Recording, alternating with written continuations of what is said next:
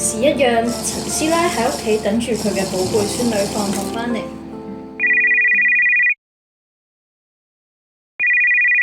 喂，你係邊個啊？唔使理我係邊個，你孫女喺我手上。你而家即刻過20萬落呢個戶口度。小心，電話另一邊嘅詐騙怪已經伸出魔手。吓，你係邊個啊？你又知我孫女冇事，你點證明啊？陳師奶鎮定，我係你嘅防詐小先鋒阿寶。啱啱嘅係典型嘅詐騙案，跟住我做呢3步啦。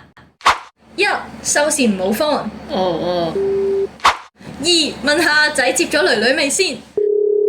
原來返緊屋企咯喎，哈哈。 3.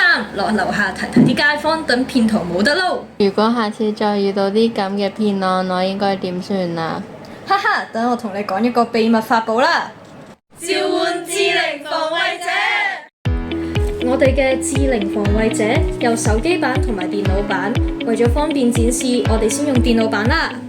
入到去界面，我哋首先會見到3個唔同嘅功能。首先，我哋睇下第一個功能，即時查證啦。我哋先用警務處嘅電話號碼試下啦。咦，真係偵測到佢係安全嘅電話號碼喎。咁落到去下一個功能就係 AI 詐騙訓練。AI 會透過唔同嘅個案提供訓練俾長者，等佢哋未來遇到相似嘅狀況就可以知道要點樣做啦。去到 AI 強化社群討論區，可以見到有使用者作出佢哋嘅個案分享，佢仲可以識別唔同嘅個案作出分類。相信樂齡人士喺用完我哋呢一個 AI 防詐工具之後，可以更好咁應對新式科技帶嚟嘅騙案。哦，我明啦，只要我同 AI 講我嘅個案，佢就會幫我分析同埋整一啲模擬嘅訓練俾我，令到我再遇到呢啲情況嘅時候，可以作出更加好嘅判斷。